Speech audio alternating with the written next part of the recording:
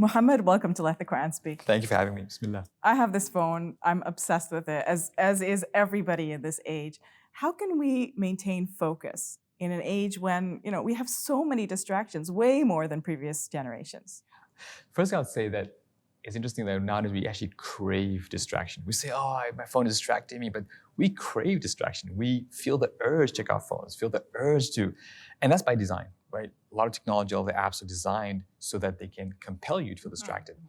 So you need to manage, I think of distractions in 3 levels. One is what I call external distractions. That's like the phones, the internet, also people around you sometimes, right? Yes. And you need to manage that. And the second one is internal distractions. You might have your phones off, you might have no one around you, but still feel internally distracted with emotions, with thoughts, with fear, with sadness. And the third level is what I call life distractions, right? Something happens, it's a major event happens. You're going through a tough transition period in your life. You're going through some major thing, politically, macroeconomically, things happen, coronavirus, right? And it just completely throws you off.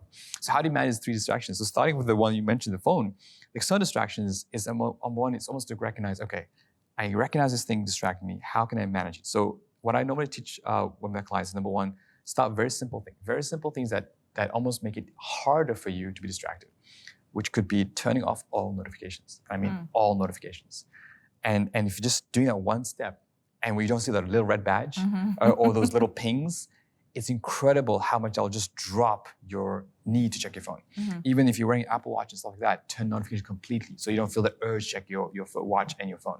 Number 2, another thing you could do is move the apps that you constantly check. The ones, something mindless check, unlock your phone and there's 3-4 apps you always check. Yes. Move those to a different location or a different folder or different, like hide them a little bit. Just put a little bit of a barrier.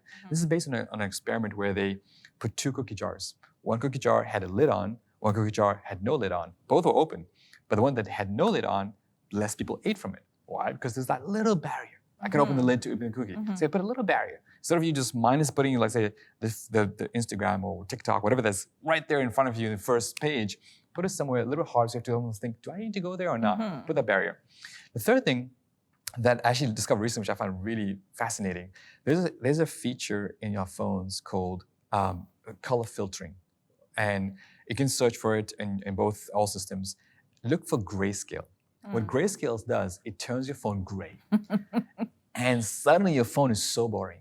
Like no one wants to check your phone. It's really boring. Like, I don't want to even look at my phone. It seems anymore. like you tried it. Exactly. Okay. And it's like, forget it. I'm not going to use my phone. And even if you get to a point where you feel really distracted, I was like, just turn on grayscale. Even a few hours, it just kind of reduces those urges.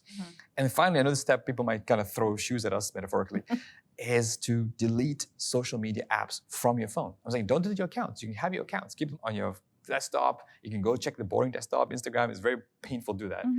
Just take them off, even for short periods of time. For example, for me, I use Instagram for my business. So what I do, I'll download Instagram, do a post story, and I'll delete it. And just doing that, I'm removing the urge. I'm able to become masters of technology versus slaves to technology. That's the key thing.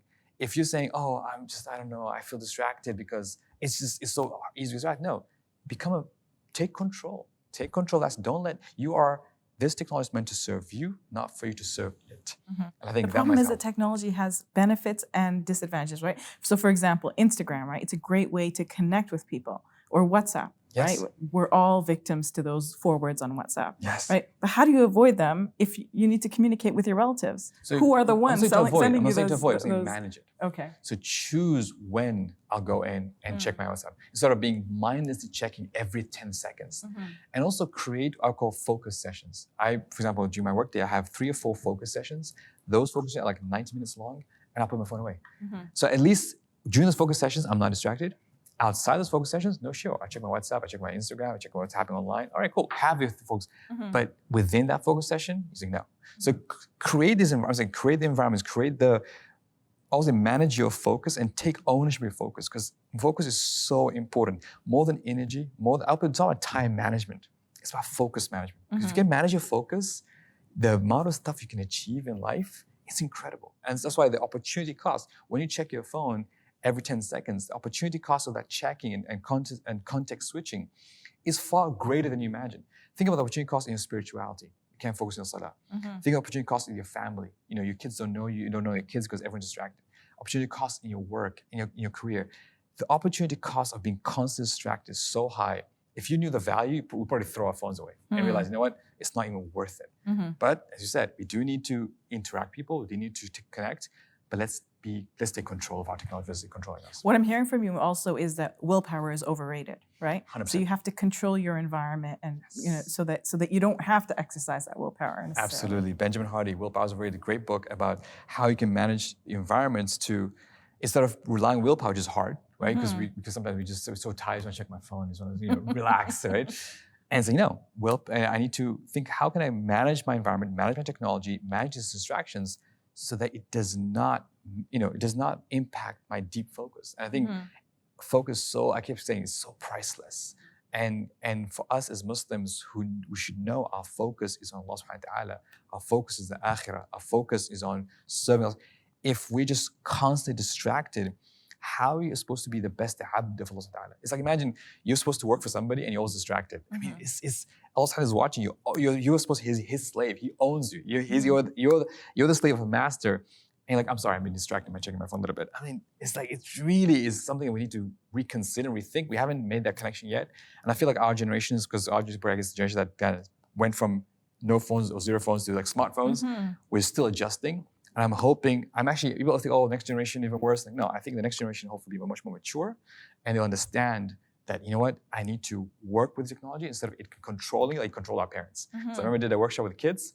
I told them, what should I tell your parents tomorrow? I had a workshop with the parents next day. They're like, get off your phones. That was the unanimous message from 5-year-olds and 6-year-olds to their parents. So they see this and they recognize that's not the life we want to be. So as parents, we need to work harder. And as kids, we need to train them and give them the tools and skills to manage distractions, because that's so important in the 21st century, inshallah. Thank you for sharing with us those tools and how to maintain focus, Mohammed. Jazakallah khair.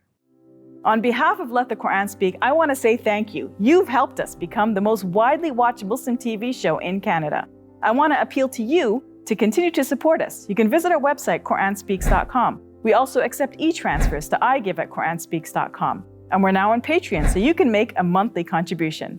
May God bless you and your loved ones today and always.